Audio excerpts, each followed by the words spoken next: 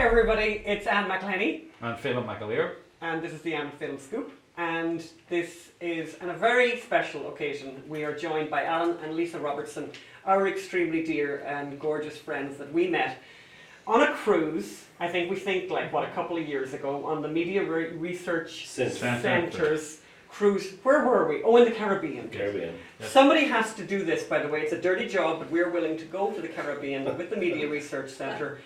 You know, because we're just those kind of people. It's purely educational. We got no enjoyment out of it. No, we did not enjoy it at all.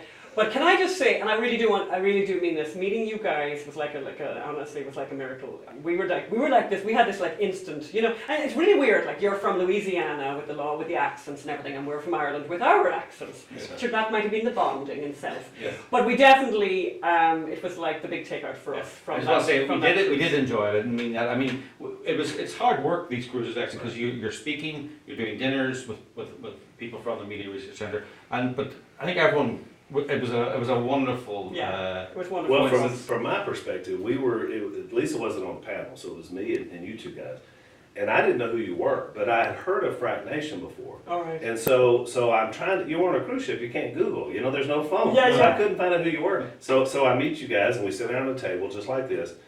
And Phelim opens up with a question, and then Ann is asked a question, and she just goes on I'm going to say about a 5-minute rant. No, I don't think I would be like that. I'm listening. I was thinking, I want to be this woman. That's so You know, and you were so awesome. And so, in fact, the first thing I said when they asked me a question, because we were doing media. Yes, Remember, because you we're guys talking were about doing media and I was Hollywood on stuff, Dynasty. So I was like, I want to be her. You know, so everybody laughed. But I think that was the initial bond, was just your passion, you know, for your projects and what you were doing, and conservatism, which was huge. And then we got together and had a drink. And then I think we realized that you guys work together on everything you do. Yeah. Well, that's what Lisa and I do. And I think that was the bond. It was like couples that are trying to make a difference. Which is fascinating. And that was great. And then we really did become friends. And then you very graciously, the family invited us down when we first of all had a first cut of Gosnell.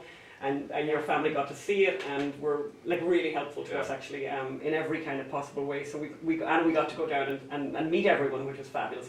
And then you guys came and we had some days together last year, and now you're having it. So this is going to be the annual Robertsons visit to Los Angeles and to the Venice area. Well, so I think we should explain for anyone who doesn't know who Alan and Lisa are. Alan. That is not possible, but you know, there might be somebody in Timbuktu somewhere, because this is an international podcast. Correct. So Alan is a Duck Dynasty brother, or as you beardless one. As you people say, Duck Dynasty. Right. Yes. But he's the beardless one, and you didn't make an appearance on the show until relatively late in the series. Is that right? Season 4. Season 4, but. What an appearance it was. Well, we've hauled a lot of fish up this bank. We played baseball under these trees. Si shot a few squirrels out of them as well. We all got baptized in the creek back here behind me. And now here we are, almost 50 years after you two guys got together, having the wedding that you never had, with 4 generations of Robertsons looking on. I'd say this is the perfect spot.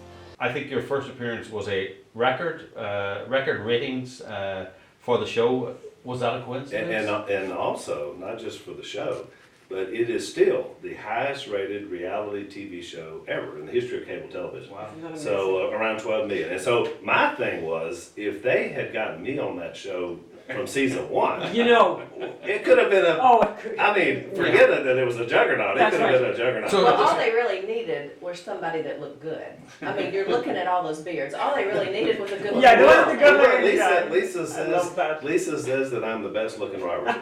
Which, when Yes. your wife says that, I appreciate it. But the bar is so low, Ann. Is it really a compliment? Yeah, we're trying to stay in with all the Robertsons here. I don't want any of them to be upset. So I just want to put that in perspective. 12 million people watched that show. I mean, as you say in your book, which we'll talk about earlier, that's later. Later, yes. We'll talk about it later. Talk about it later.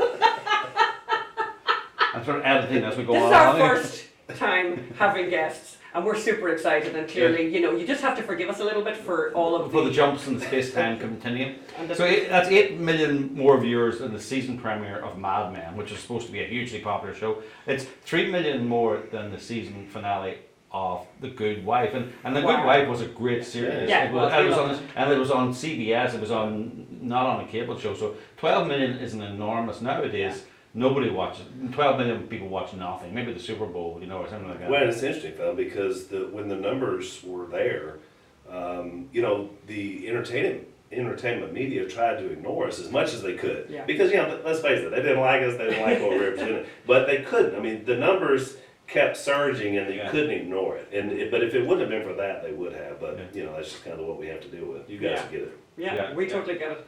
So, but I also think it's worth mentioning what happened on that episode, because I think it was a very special moment. And I was just reading, and it's funny, just in general reading, and we're going to talk a lot about the book Desperate Forgiveness that Alan and Lisa have written. This is the second book of yours that I've read. You may have written other books, but certainly this is the second one we've read. But just rereading it and again this morning, I mean, I literally get goosebumps reading it, and I think people who do read it will get that. It's so full of love, by the way. It's so full of faith and grace. And your description of that episode is very beautiful, actually. So why don't you tell people about that? Well, it was, they were obviously, here's how it came to be. So at the end of every season, those first 3, in cable world, you do 10 seasons, 10 episodes, but they do it 3 times. So it's not like a typical, it was 30 episodes. So it was only 1 year had passed since the show had started. There were 30 episodes. Wow. See, it's not like a typical show. Sure. So we're only in the 2nd year, so it's still pretty fresh, for the family. But at the end of the 3rd season, they kind of sit everybody down and said, "What do you think?" The show's obviously very popular, so they're just, "Is everybody okay? Is everybody feeling good?" And so my mom, Miss Kay, who's the sweetest person in the world. Oh God, she's so. I have to interrupt you. She's fabulous. Yeah, she's great. I want her to come here and cook with me. That's right. That's gonna happen. That is gonna happen. Because she's wants adorable. She Okay, wants to come sorry, cook with sorry. me. And so she says, "Well, I'm not happy." Well, the producers are shocked because how can Miss Kay not be happy? And so they said, "Well, Miss Kay, what is it?" I mean, it really surprised them. She said, "I have 4 sons. This show is so very popular. The whole world knows about 3 of my sons, but nobody knows my 4th son. I won't be happy until he's on the show." Oh. And so that's how I got on. Because they didn't want a preacher on the show. They were afraid. They thought I was going to be wearing a robe and Hollywood didn't want, the producers didn't want. Exactly. So because they were afraid of me, they thought I was going to be all holy tone and speaking like a Baptist preacher.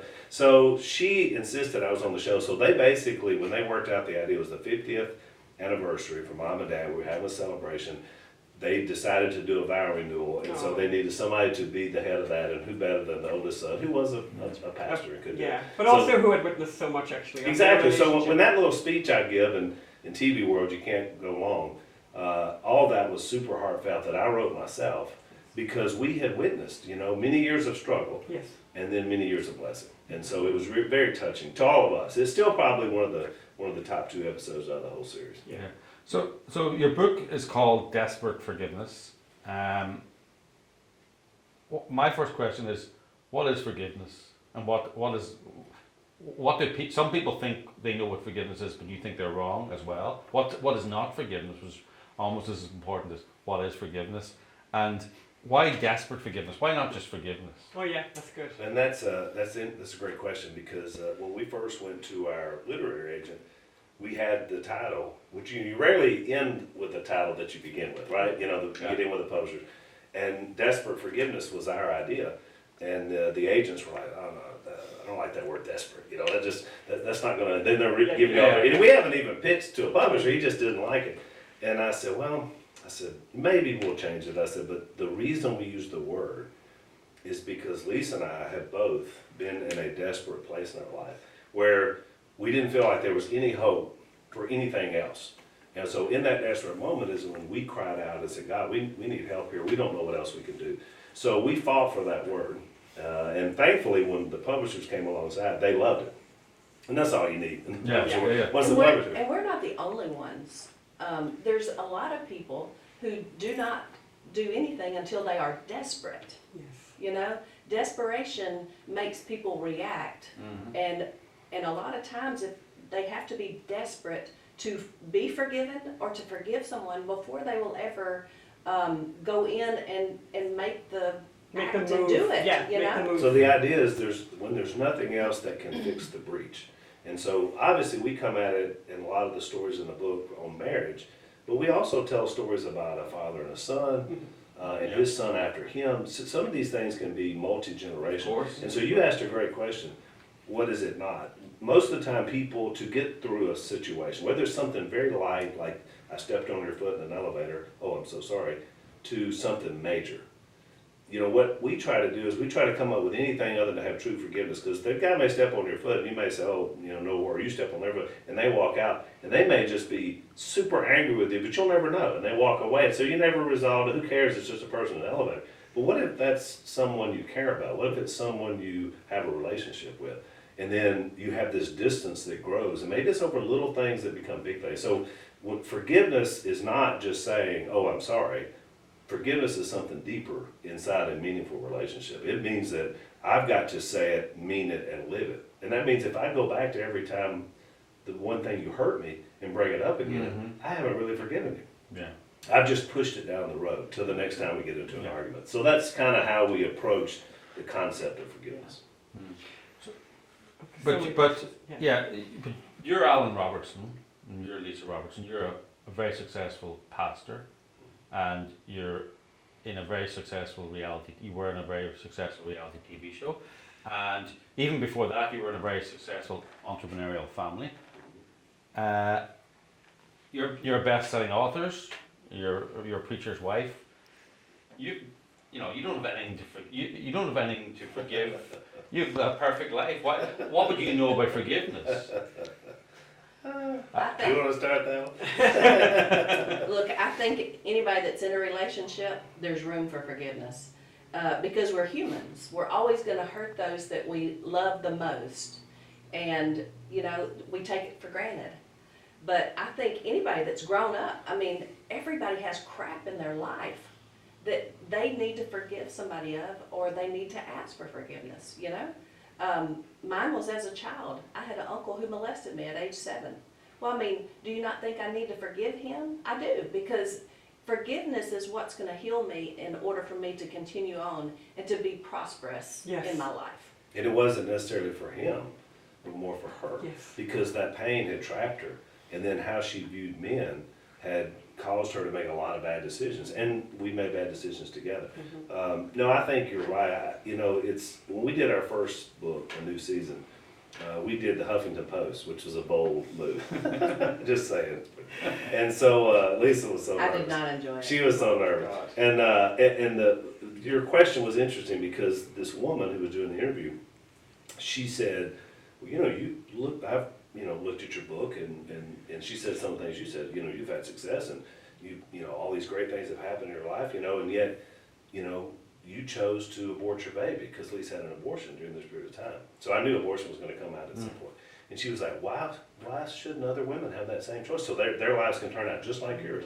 And Lisa had a great answer. She said, well, didn't you read the whole book? Because it was really hard. And here I am 35 years later, still regretting that decision. So it was, but you had to say it because people look at it as you postured, that if everything turns out great, therefore there's no issues. But we learned that it was through the issues that everything turned out great. So it's just the opposite. Yeah, you talk about, Lisa, you talk about the abortion you were 16 in the book, and it's, I remember when we started the whole Gosnell thing, I remember talking to some guy who was an advertising executive from New York who you'd think would be pro-abortion and all, and he was going, people need to understand that an abortion clinic is not a time machine, right? You don't go in there and come out never having been pregnant. Right. And everyone told you that this was the solution to your problems, and you'd never think about it again. You say in the book, you think about it every day, and forgiving yourself and forgiving yourself for that is, I suppose, as you say, an important part of desperate forgiveness as well. Yeah. And Al had his tire iron days. I think we need an explanation. Yes. What I like is the line, he came back as a prodigal son, but except that the prodigal son didn't have to fix 2 flat tires. That's right. Well, obviously we opened this book as we finished our last book was sort of, here's where we go from here, but we went back because it was important for people to know we come from a family. When I'm speaking, I like to put up 2 pictures. One is a family of 2017 Robertsons. There's 3 generations there, a lot of faithful people, admirable people. Yes. I mean, the teenager, Sadie, our niece, spoke Oh, yeah. to 1 million teenagers last year. Think Good about girl. that. Yeah, in, no, in live. she's You know? wonderful. We met So her. you look at that picture and you think, oh man, this family's amazing. But then I like to show a picture right next to it of the 1972 family, when it was just mom and dad and myself and Jason. Mom was pregnant with Willie. And this family was just in major struggle and crisis, and we were split up and all these difficulties were happening. And so I always say, you know, it's hard to reconcile those two pictures, you know, unless you know the story. Yes. And that's the same thing with me, you know, when our family finally got things going in the right direction, well, I, you know, like a lot of kids will do, I wandered away. You know, it was after my high school years, and so I wound up in New Orleans. It's just not a good place to wind up without direction. Yeah, I'm just saying, I love New Orleans, there's a lot of great culture Yeah. there, but if you're not there with, you know, some character and strength, you're gonna have trouble. And so I wound up getting in a terrible situation, and a jealous husband. I was dating his wife. And we sort of had a double lie going on because I was only 18. She thought I was 21 for some reason. I can't imagine why. She was 26 and said she had been separated for a year, but actually it had only been 2 weeks. Yeah. So Yeah. that lie caught up Yeah. with both of us, and her husband decided one day he was going to separate my head from the rest of my body with a crowbar. And you know, sometimes a crowbar can do what others couldn't Yeah. to, you know, cause Yeah. me to realize what I was missing out on. So that really shaped me, and that, by the way, that was my desperate moment that I mentioned in the book. Mm-hmm. That was when I was at a place where I couldn't reconcile anything. Like, I'm here, I'm bleeding. Yeah. If it had been another 5 minutes, I would have been killed.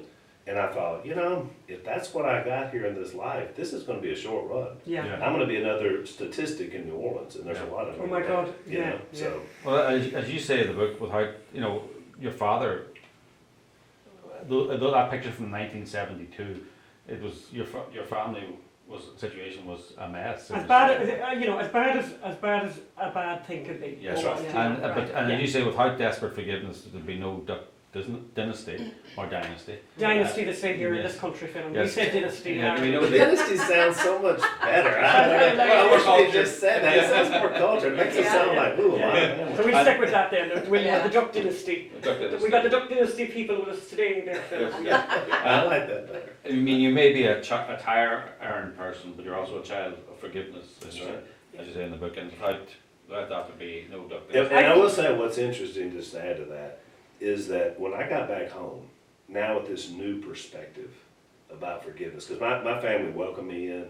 I didn't get a long list of things that I'd done wrong. They just hugged me and said, welcome home, Wow. which was incredible. Yeah. And so a few months after that, first I was like, women and me aren't good together. I just have so many bad, so I was gonna just walk it alone. That lasted about 3 months. And I thought, that's not my gift. But you know who I called? Lisa. And I had broken her heart and had left her in the lurch, and it really helped send her into her tailspin that we talk about Yes. in the book. But she was the person I called, and I think it's because I finally had a concept of what it looks like to be able to embrace the grace of someone else. Yes. And so, you know, then she and I began our dating life and ultimately our married life together. And so I think it was that's what drew me to her, because I knew she was broken just like I was. She hadn't had a crowbar, but she'd had a lot of bad stuff. Sure. And so I think when we got together that first date Yeah. and started talking about some of our bad things that have been happening the last 2 years, we just kind of, it was like two beggars that had kind of come together and found some bread. It was like, let's just see if we can move forward. I think, you know, I think for people, you know, listening to this and learning about your books, I think the thing I would really want to say is that I think the gift that you bring people is that you are not perfect, and that you actually have a past that would rival any, and I know we've talked about this before, you know, that your past would rival anyone's bad story, everything, you know, with affairs and with dishonesty and every kind of thing.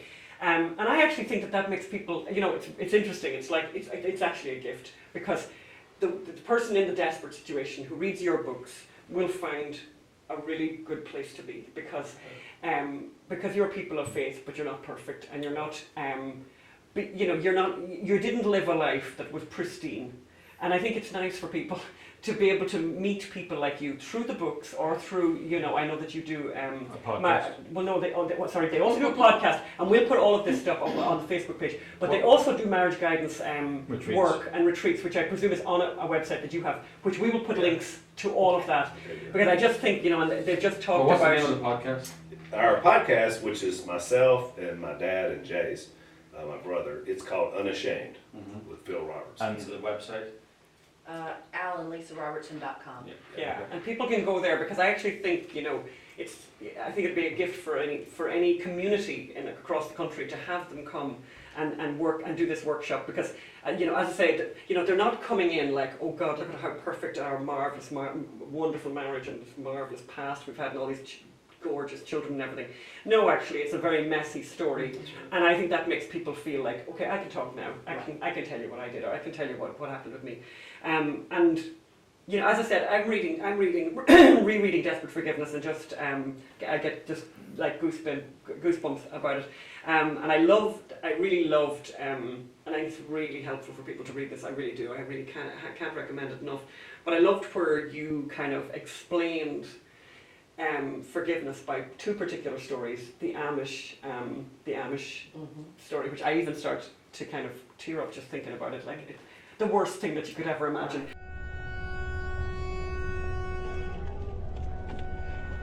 Charles Roberts enters the Amish schoolhouse and shoots 10 schoolgirls, and then kills himself. And I can't remember his motivations now, but the one thing about evil, that's right. The Amish responded almost immediately, the parents of these children, with grace towards his family, because obviously he's arrested and taken out of the community.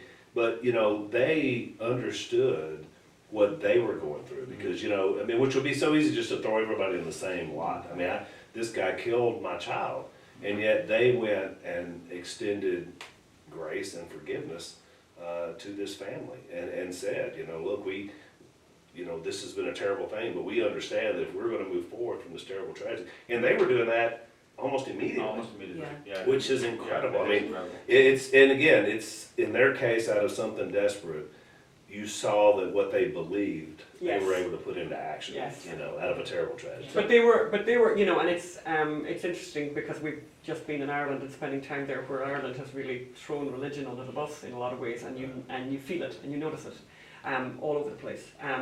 And when you hear that story of the Amish, when you hear your story of what happened to you and how you, read the gospel and realized that Jesus forgave, in the worst possible scenario, you know, the people were, what were they doing? They were gambling. They were gambling about his clothes, right? That's right. And he's on the cross with these desperate people and says, forgive them. They don't know what they're doing. And I think of that line all the time.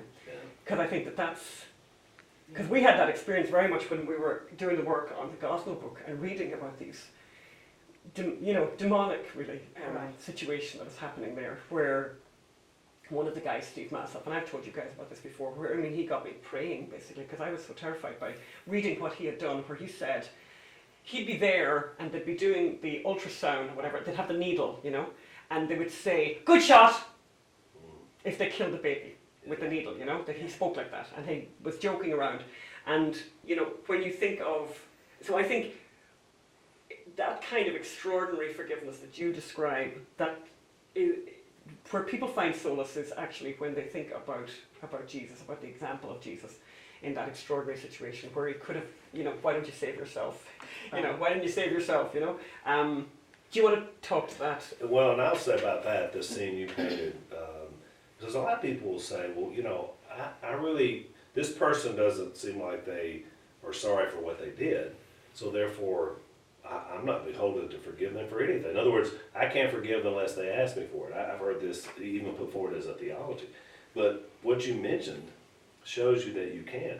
In other words, these people that were crucifying Christ, they weren't saying we're doing something wrong. They just went about their business. Mm-hmm. He looked at them and said, Father, forgive them. They don't even know what they're doing here by killing your son, you know, here on this earth. And so I think that's a great example for us. And Lisa mentioned it, that she was able to forgive her uncle.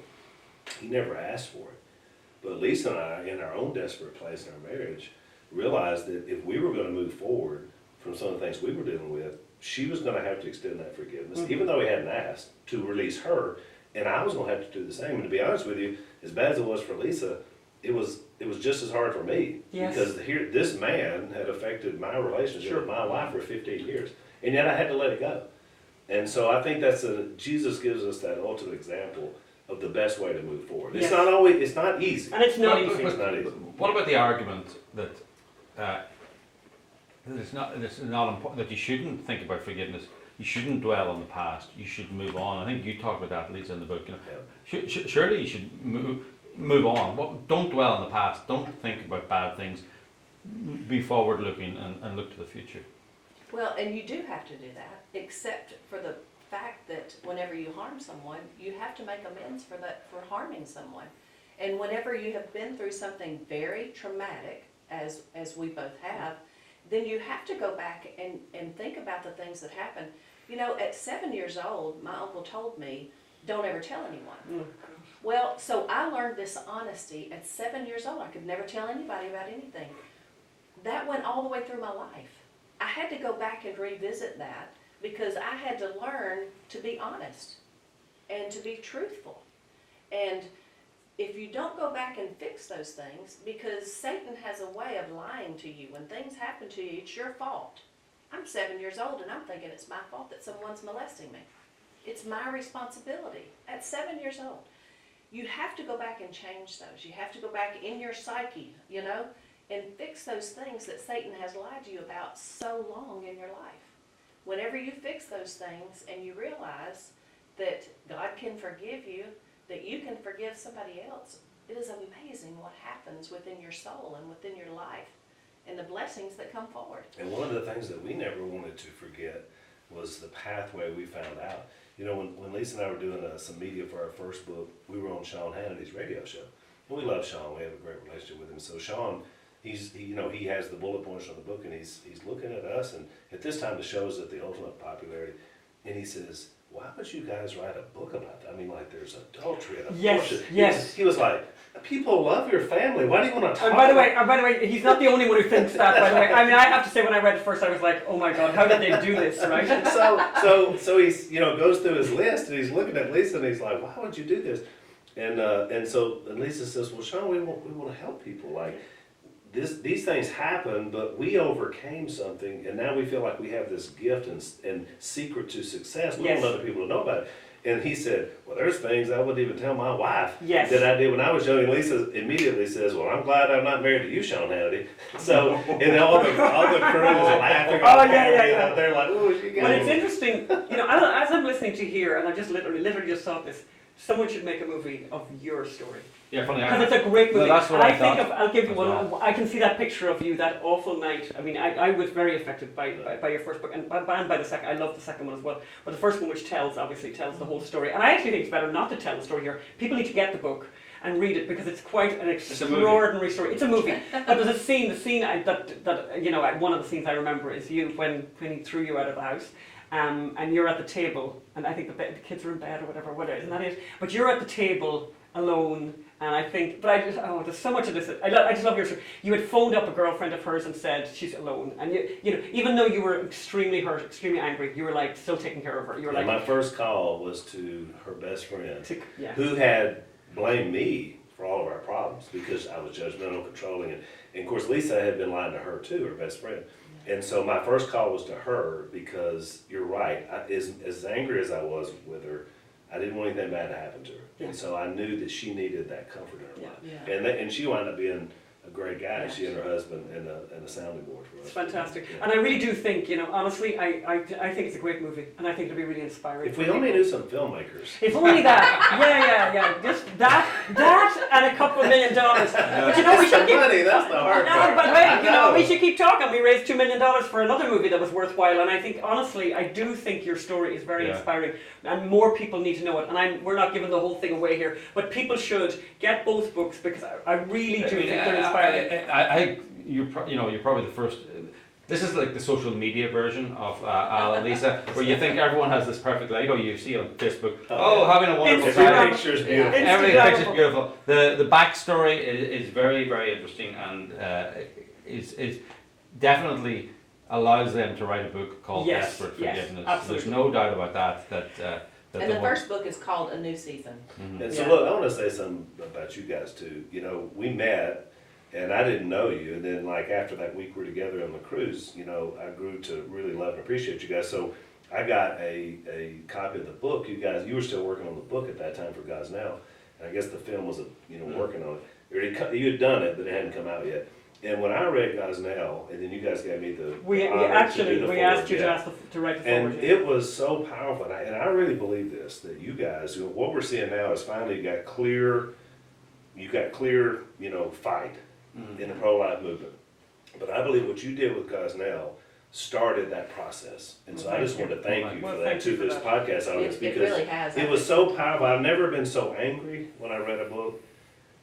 And yet so resolved to do something about it. So that's what the book and the movie did for me. So thank you guys so much for doing that. Thank you very much. As journalists, we want to tell the story, but I think it's really, Gosnell is now almost a household name in America. That's right. And I think that is a great achievement that the book and the movie has done, and you're writing the foreword. But he deserves to be. That's right. You know. So just to finish up talking about the book, which again I highly recommend. Near the end, you have these 13 disciplines that people should try and follow in their lives to try and embrace forgiveness and make their life better. By the way, by doing that. And one of them just jumped out at me, which I think you will agree with me, was like to forgive your political and ideological enemies. And I have to say, because we've actually talked a little bit about this stuff on the podcast, and we'll continue obviously to talk through 2020 about this, where so many weird things have happened with Trump, where people break up with people. So a girl I shared a flat with in Italy 1,000 years ago, whatever, really nice girl. We had this fabulous relationship, and I loved her. I love her now. And anyway, but she broke up with me. She wrote to me on Facebook, and we hadn't been in touch for ages, and we said, we're done. You and me, we're over, And that's kind of, I'm being a bit lightweight about that one, but I have travelled around the country, and of course you guys know this more than anyone, and I've met, and I'd be interested also in your advice here. I really want to hear your thoughts on this, where people have lost children over the election, basically, where their grown children, have said, I'm done with you. Yeah. And it's really hard on parents. It must be really a nightmare for a parent to have your child alive and not talking to you. So it's I was kind of being funny about it at the same time, but have you advice about that? And tell us what was the inspiration of the Forgiving the Well, I think one of the reason we thought about this for the book is because of the realities of where we are.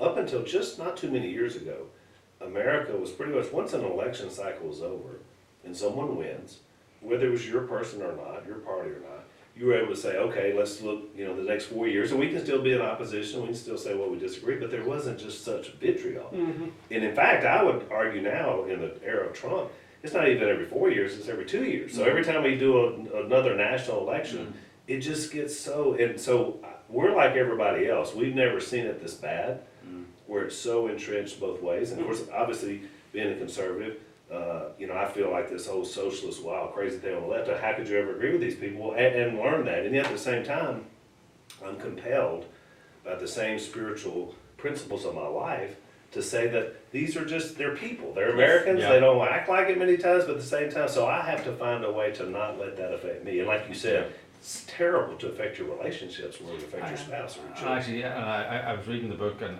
you remember the guy you talked about, Matt Owens? Yeah. And the phrase that jumped out at me is that Matt was a sinner and a drinker, and then he found Jesus, but then he became, I suppose, addicted to Jesus in some ways, and reading books, and became really smart about religion. And as you said, he wanted to win an argument rather than persuade people. That's right. Uh-huh. And that's what a lot of people, I think I'm probably guilty of it myself. You want to win an argument, you don't want to persuade people. I think that's what people are at now, and that's what Twitter's at. And, so I think people, that's one way to lessen the antagonism, is if somebody comes at you, don't think about winning the argument, think about persuading them. And it's actually, it may sound subtle, but it means you come at someone in a completely different way. Right. And to your point, there was a man just this week that was out at my dad's house. He's CEO of a media company. He's from San Antonio, Texas. And he sends me an email and he says, 4 years ago, you guys spoke at a men's conference and somebody brought me, and he said, I was an entrenched liberal. I mean, all my media was liberal. I hated conservatives. And I listened to you guys speak, and I was so moved and convicted that it started something inside me. He said, it took a few years, but he said, now I've left, my liberal way of thinking. And he wanted to come down and just study the Bible with my dad. Oh, and after 4 years. And so Dad, who was like, Dad, so here's the way Dad tells me, he gets a letter and he says, I'll call the left winger up and get him down to the house. I want to talk to this guy. So, but it was amazing because just what you said. I mean, when we present, we want to present a case that's something to think about. Yes. And we did it, of course, through a more religious and biblical worldview. But still, it's the same thing. And if that's your goal, as opposed to just destroy. Today, it's just about destruction. Yeah. Where social media makes it so easy. Because in 140 characters or whatever it is, we want to just destroy. Persuade to Win. Persuade to Win is a friend of mine in Aspen, Melanie, who has actually come up with a whole thing about that. That's her whole thing. She goes out and trains people about persuading people rather than having this kind of full-on fight. Well, one of our kids, whenever all of this first started, when Trump was first elected, one of our children, and she has her own opinions about many things. She's her youngest, so Yeah. she's strong. I come into her house one day and it's on CNN, and I'm like, What happened here? why are you watching You're this? such failures! Yeah. And it was, it was right after Trump was elected, so there was lots of things happening, And so, my first thought was, Lord, it's that man you gave her. But it wasn't. I mean, she's very You do realize opinionated. many parents would come into a house and if it was on the porn channel, they'd think it's real. Or me, it was Yeah. oh, The Robertsons. Yeah, oh Lord, that's right. forgive me. So, I talked to Alan about it. I was just like, I just don't understand this. And it was, everything Trump said was bad, But what I suggested was, I said, don't watch just this channel. Watch other channels. And they did. And they began to see that everything that they were watching was one-sided. Yeah. And now, they fuss at the TV along with me and Alan, about liberal thinking and all Be that. persuaded. So it's, it was persuaded. just because, at first their thinking was a little bit messed up. And, they're in their 30s. So, they're Just in turned that. 30, so they're millennial, and that mindset is so strong, and there's such a pure draw to it. And so in my own house, my granddaughter who's 13 years old, she came in and she said, Pat, she calls me Pat, she says, Pat, have you seen Trump's, what he says about transgenders in the military? Of course, I'm stunned. This 13-year-old granddaughter said, no, and of course I knew, but I was like, no, tell me about it. So she says, she goes through what she had heard. I don't even know where she heard it. She goes to a Christian school. I'm like, where are you learning transgender? And lives with us. I mean. So she said, so she gives me her thing, and she thought it just sounded unfair. That why wouldn't these transgender? So instead of just like, oh, you're a crazy 13-year-old, I said, well, think about this. And so I started laying out a scenario about her dad who served in Afghanistan. I said, say he's in a foxhole, and there's somebody next to him, and he's shot. And the person next to him doesn't have the upper body strength to be able to drag him out of that hole. I said, there are reasons why they do this, really not against people. They're trying to protect them. So I just explained to her how that wasn't the best policy, especially for military, without even getting into anything else. And she looked at me and she said, well, that makes sense. She said, okay. And then she just goes on her way. As a 13-year-old. goals. Right, exactly. But it's like, you get those moments where you try to put principles, into the next generation, because what they hear, especially through social media, is not going to be, very, very conservative. No. And even with our children, I think we just have to rely on that truth that's eventually going to come around. And they see truth, Millennials especially, all they if want one to of them know is votes the for one of truth. these 2020 Democrats, then I'm going to have to write a new book about forgiveness. Yeah. Because then we got to go through the whole, we got to reimagine the whole thing. We're starting back from scratch. We put Elizabeth Warren in, we got major books. That really desperate forgiveness. I will be desperate all over again. Oh, yes. Yeah, plus. And we're going to write it from another country. Yeah, Exactly. We really are moving country. From a bunkers. We're not. Yeah, that's right. We're not messing about this. We actually are moving if she gets elected. Which is actually a nice segue into, I think it's time to talk about some of my favourite things. And one of the things that we're going to do when we have guests, no matter who we have that we're going to be interviewing, we're going to ask them, because I think people really do care about food, about the favourite cocktail, and about a piece of art that means a lot to you. And I know I talked to you guys, asked you to think about that beforehand. But I think we want to start with, I think there might be a cocktail story here. Is there a cocktail then that you can make, that you can explain to us how to make, that is just something All right, fabulous? so I've been thinking about this one, and this will apply to both of us, so it's perfect. So we were in Mexico one time. We love the beach. You know, we go to the Bahamas and we go to Mexico. And so when you're in that tropical setting, you want those tropical drinks. You know, it's just something about Yeah, it. yeah, The little yeah. thing in the fruit. Oh yeah, you want the to the umbrella. point of heartburn. You know, we're doing Yeah. this. And so Yeah. we were at a resort, and there was and I'll never forget, this little short Mexican guy. His name was Gasper, Gasper. His little name tag. Oh yeah. And so I was like, well, Gasper, I look at his name tag, says, make us something special, just like, dealer's choice. Oh yeah. And so he put something together. Well, Lisa and I drink it, and it was amazing. It was just the right combination of everything. So then I have to find where Gasper is every day that we go out, because they move them around to different locations. Oh yeah. So I'm looking because I don't know what it is. It's the Gasper. Yeah. It's become the Gasper. Oh, yeah. And so finally the last day we would find him every day. So tell me when you're moving, because we're following you. And so he showed me how he made the drink, and it's basically, it's pretty simple, but it's based with the Malibu rum. That's kind of the base of it. And then you add in a little bit of the Midori, which is the green liqueur, the melon liqueur. You put some pineapple juice in there, because that's kind of the sweetening of it. And then you put a little bit of dark rum on top, and just a little bit of cherry juice and a couple of cherries, maybe a hunk of pineapple. It is such a refreshing. So if you're like thinking, man, I need to get into my beach zone, the Gasper. Which poor Gasper, he's somewhere in Mexico, and now we're talking about. And you're going to make $1 million off of it. We're going to make Yeah. this new drink, the Gasper. So They're going to be selling that, and it'll be available. That's right, Jen. On their merchandising on their website. On their What's website. it? Lisa Robertson. That's right. I really like the sound of that. yeah, the Gasper. Oh god, that's right. We have to try that. Yeah, because it's like you have to. Sometimes you're in those situations. I got a drink somewhere in Washington D.C. and I actually wrote about it on Facebook, and somebody said, "I'm a chef. I'm going to back engineer this thing." Really great. It was the base was bourbon, but then there was like some kind of it was creamy, but stuck into it, which I thought was genius, was a piece of bacon, cold, that had been bathed in chocolate. Oh, wow. And put in the fridge, and then so it's stuck up like that. So you're kind of eating that with this drink. Oh my god, it's like the best thing ever. She was telling me that, and she was. I went to see. I went to see. She keeps telling me, she phoned me, it's terrible here. Next thing I see on Facebook, this cocktail with a chocolate dip. The chocolate dip bacon. That's You know, the best there's nothing. of The truth is, and all I'm our sitting at home eating macaroni and cheese. there's just nothing wrong. As long as there's bacon in it, it's all going to work out okay in this world.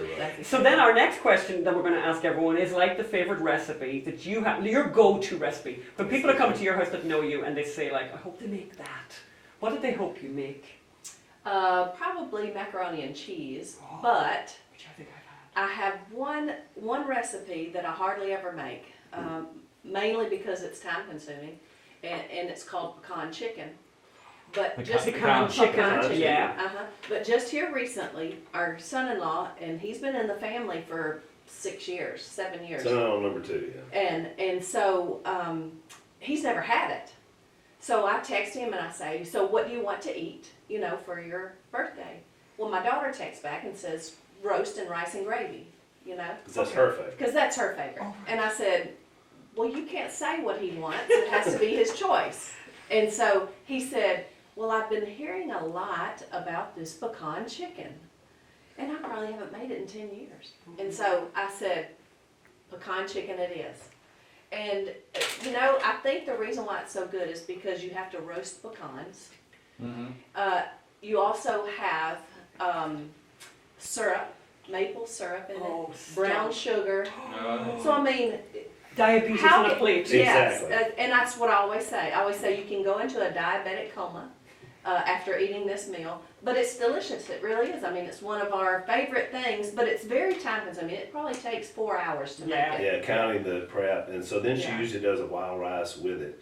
So that sweet drizzle over the chicken and the rice is Yeah. really tasty. So Yeah. it's a great It is. meal. We hadn't done it forever. And of Do course, you have it written up somewhere? Oh yeah. So we can And you can you share have to it. So pair we'll it. put it on the Well, Facebook you page. have to, Yeah. you have to pair it with green bean bundles. You take the frozen green beans, wrap them in bacon, and put a little bit of that sweet sauce on those, and then you bake those in the oven. So it's really. I think we have to go back Yeah. to Louisiana soon. Uh-huh. I feel that coming up. Yeah. We have, so I've always loved Louisiana in the summer, in August. yeah. Yeah. It's 102 there. Yeah, lovely. Sounds good. So our version of that, by the way, is Magda's favourite, which is eggplant parmesan. You know, I love that. We've had yours. You've had mine, right? Yeah. Which gets made infrequently. Same reason, because it's quite a hassle. But Yeah. honestly, it definitely gets made for very special occasions.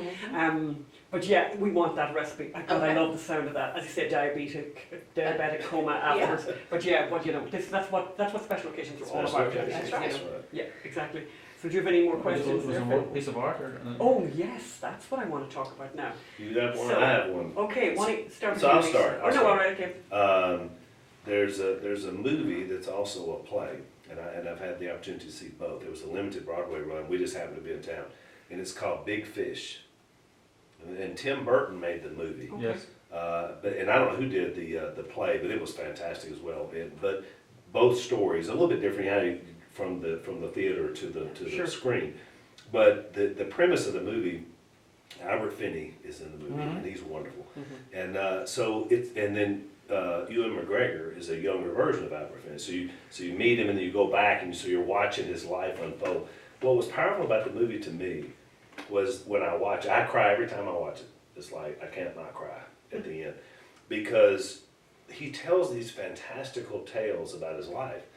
And his son, who is he's a journalist, and his son is sort of like, oh yeah, we've heard of these stories all my whole life. And so he doesn't believe any of his dad, Albert Finney's stories are true, because they're so fantastical. But he just has this ability to tell wonderful stories. Right. And so the movie's sort of the Tim Burton angle, as you can imagine, watches Ewan McGregor go through, and these fantastical, crazy things happen, which is Albert Finney's early life. And so when you get to the end, Albert Finney is an older man, he's dying. And so he keeps saying, get in the bathtub. He said, I just need to get in some water. I'm just feeling dried out. And at the end, he said, I want you to go and put me in the river. And so his son starts to tell him a story as he's dying about him taking his dad and putting him in the river, and he becomes this giant fish, and that's why it's called Big Fish. Oh. And so the premise of the movie is that he was so big and so bigger than life that really he stood out. He was almost too big of a fish to be in this life because of all the money. So at the funeral at the end, all these people are coming by, and the son is recognizing that that's the guy From that the story. story. That's the guy from that. There's a giant there, and there's these. I mean, it's all these crazy. The movie's kind of crazy, but so the reason what gets me at the end, I weep every time at the end of the story, is because I feel the same way about my dad. He's like this big fish, he's almost larger than life, and he's based on all these crazy stories and everything that's got him there. And so it always gets me because, I went through a period where I didn't have a good relationship with him, just like the son did in the movie.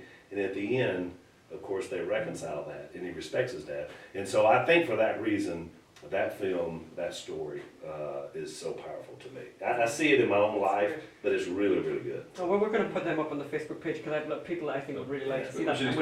This section is a piece of art. A piece of art that our guests have been moved by in their lives. And it could be a movie, it could be a poem, it could be a piece of art, picture. It could be a sculpture, it could be a painting. And what about you, Lisa? Well, I think ours would be our Duck Commander musical. So it's based on Willie and Corey's book, Duck Commander Family. And it was it was New York actors and actresses, Broadway. But it was shown in Vegas. In Vegas. For a month. For 1 month. We only had 1 month. It's like one of you It guys. was It's a supposed to be short 3 run. months, but it got cut down to a month. I mean, it was absolutely the best thing that I've ever seen. And we were going to see it again, and we couldn't. But one of the best things about it, I guess, is because same thing. It tells about our life, and it tells about Phil and Miss Kay and the struggles that they had, but then ultimately how he embraced Christ and how it changed our family, and changed our family dynamic. I think the same thing because I have a friend who played me, and her name is Haley Swindle Tancliffe is her name now. She actually met her husband the night that the Broadway show aired. I mean, the first time. Oh, fantastic. And so, but she is beautiful, a beautiful girl. She has a sweet little girl named Lily, but You know, I still watch her and we go and see things that she does in New York because she's still in New York. They actually favor a lot. And of course, Haley, she's a lot younger than Lisa. Well, yeah, she's my kid's She's age. the kid, because the story in the musical was when we were young. Yeah. Right. Yeah. And is the music available anywhere? Is it like on Spotify or? You know, No, I don't know that it is. They keep saying they're going to put it like in Missouri. Recondition it, maybe put it in Branson or Yeah, someplace Branson, where it could Missouri. go. It's so incredible that it's sad to me because it was done at such a high level. Yeah. The problem Yeah. is Yeah. to produce it in the way they wrote it and did it. So who wrote it the cost music? a lot of money. There were 4 guys from New York, all Broadway performers. Oh. And Two of them were twin brothers. They're all And they performers. composed the music. They composed all the And music, wrote it's the all songs. original music. Right, There's yeah. one about Cy in it called Ladies Man. And just that one number alone. And he's taken off all these things because he's representing different eras of the 70s and he's singing this song and this actor they have, just, he looks a little bit like Cy. Oh my It God. was that's just The so... actors were unbelievable. Yeah, they they were really incredible. were. I Yeah. mean, Well, I every mean- well, if I person. have to say now, if I knew that musical was on in Vegas, I would be driving out to Vegas. Oh yeah, and that's what was so 100%, sad for us. It Yeah, just didn't last funny, long. for these things to be successful, and I know it myself with Ferguson and all that, it starts to get popular after a month. That's Right. right. Because of word of Yeah. mouth. Right. It actually it needs to be there for 3 months, 6 months, because Yeah. word of mouth and Yeah. journalists go and people go and I columnists think go. originally it was supposed to be there 3 months, but they were losing so much money, you know, because they had these actors and actresses Yeah. all the way to Vegas, you know, Yeah. to do Yeah, it. actually, Tommy Mottola, who used to be, remember he was married to Mariah Carey, Yeah. head of Sony Entertainment for a long time. He was the main funder of the thing. We're talking about $7 or $8 million. Oh yeah, no, it's a big. And loved it. He's a hunter, you know. So he saw the story and he thought he didn't believe in it. Oh. And it was They so should've well gone done. on the road. Yeah, if we could have gone on the road It's or gotten to New York, it's just so No, expensive. of course you it know. is. But yeah, but I Yeah. think I would really. What year was that? 2014 14 or 15. 15, I 15. think. Yeah, I think it was 15. Okay, well I think we've come to the end of this particular episode of the Ann Phelim Scoop, and this has been just absolutely fabulous. I was kind of nervous this morning. I was thinking because this is our first time interviewing anyone, but I couldn't wish for a more wonderful couple to be the very first people we had as guests. It's actually just the most perfect thing, and we just love you guys forever. Well, I was worried too because I watched your podcast and I laughed the whole entire time. In a Sky Club with earbuds in and drawing attention from the Yeah, entire. She and- laughs the whole time. And so, you know, I thought, I'm not going to be able to say anything. I'm just going to laugh at it the whole time we're on You there. guys are so good together. Yeah, you So are. that's awesome. So Thank we're you very so much. honored to be a part of it. Well, Well, thank you. we're so Thank you. delighted to have you. Thank you so much, guys. Thank Bye you. now. And don't forget Bye-bye. the Facebook page, Ann Phelim Scoop. And we'll put everything up there, all the links to Instagram, everything. AP Scoop. Thank you. Thank you. Hi everyone, we decided to come out. This is like the bonus feature. This is like the bonus feature at no extra cost today. But in the future we will definitely be charging. But yeah, we're outside because we kind of think like we're in California. And why would we not show people how gorgeous the sunlight is? And by the way, there's a lot bad about California. But one thing you cannot say is that the weather isn't spectacular, you know? It is awesome. And we're outside with our dear, dear friends, Alan and Lisa, and we're sitting here at the table, and everything's covered right now. Everything's covered because we've got a bit of a fly issue because it's warm right now here. Oh, and we're drinking a cheeky little rosé from Costco, which is like $10, and we're not getting paid by Costco, by the way. And that's okay because I love Costco anyway. But this is the cheeky little number, and God save all here, as my mother used to say. God save all here. just My drink the husband water. doesn't drink, but I drink for two. And how are you guys doing? How are you enjoying the summer now? How are you enjoying the weather out here? It is beautiful out here. I just love it. And look, we walked here from our hotel. You did. You know, we could walk outside in Louisiana, and before you even get to the mailbox, you're sweating. No, from the shower to the sink before you Oh, even. it's you So know, how terrible. many months of the year is it like that?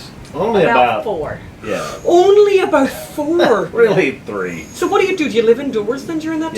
Yeah, AC. Oh, That- wow. when we That's the sit reason why we out have on a our pool. deck, it has And to that's be the at reason you have a pool. times of day when we can have the fans going, but it's still you sweat no matter You what. see, and this is why we pay the price of living here, and they call it like the weather tax. We have like a weather tax, you know, that they're really, because, we came, oh dear God, this is like, those Right. flies, But anyway, we, as I said, very, very unusual, but we, So what have we got here, Ann? So what do we got here? Actually, well, interestingly enough, I mean, that's just salmon that I'd already made, that was broiled.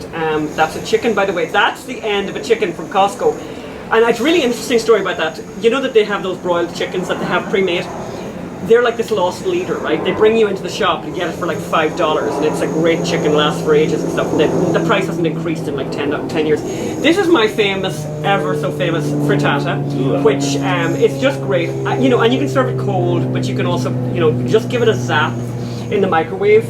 And it's just very versatile. And these tomatoes or tomatoes. And these tomatoes were a gift. We're a gift from a very dear friend. So from her garden. From her garden. The proper heavy tomatoes. Oh yeah, they're those proper heavy tomatoes. Yeah, I love that. And then we just, yeah, so that's kind of very simple food, but we eat literally outside the whole time. My poor mother, God rest her soul, and she would be so amused by me doing this, by the way, you've no idea. Because my mother, like, was a fabulous cook, like, just magnificent cook. And, you know, basically in Ireland, right, so my mother and father, they loved the sun, but, you know, God help them, right, they lived in Ireland. But if there was the merest notion of sunshine, the two of them would be out in the chairs. Like, you know, like that, you know. So I think she would appreciate that we're always outside here, and Phelim and I stick out here, like literally have all our meals out here until it literally is impossible because there's like a howling wind or something. But other than that, we're out the whole time. So that'll be my problem with living in Louis. I have to say, I find that humidity challenging. Well, today it's probably 100 degrees in where we live, and the humidity is about 70%. Yeah. So it's just like just a boil, you know? Because you know, you got some places like a bake, but we're a boil. We're like a crawfish boil. Don't like that boil. So you're like that. You're like those people who, like, if you wanted to, if you broke an egg on the bonnet of the car, you'd totally fry it. Oh yeah. It's oppressive. So you're right. I mean, obviously there's some downsides of California politically, but there's an upside. There's an upside. With the weather. And the nice thing for us is we get to get you guys coming to visit us every year and having a couple of days together and meeting some friends.